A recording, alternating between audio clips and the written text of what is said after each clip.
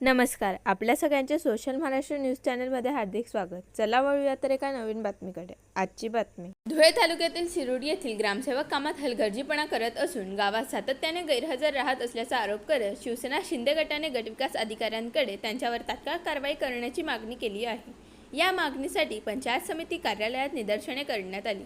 संबंधित ग्रामसेवक नागरिकांची गैरवर्तन करत असल्याने घरकुल व सिंचन विहिरींसारख्या योजनांचे अनुदान रखडल्याचे आंदोलकांनी निवेदनात म्हटले आहे.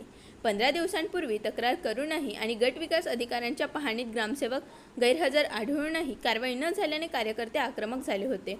अखेर गटविकास अधिकाऱ्यांनी शिरूडसाठी तात्काळ नवीन ग्रामसेवक देण्याचे तसेच संबंधित ग्रामसेवक अधिकाऱ्यावर चौकशी करून कारवाई करण्याचे आश्वासन दिले.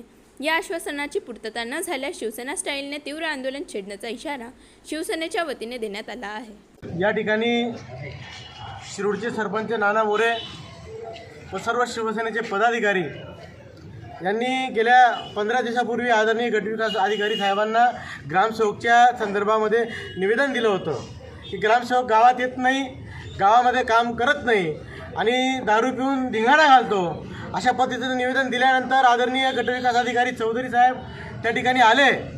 त्या ठिकाणी ग्रामसेवक आढळून आले नाही आणि त्या संदर्भामध्ये शेरा देखील BDO साहेबांनी दिला.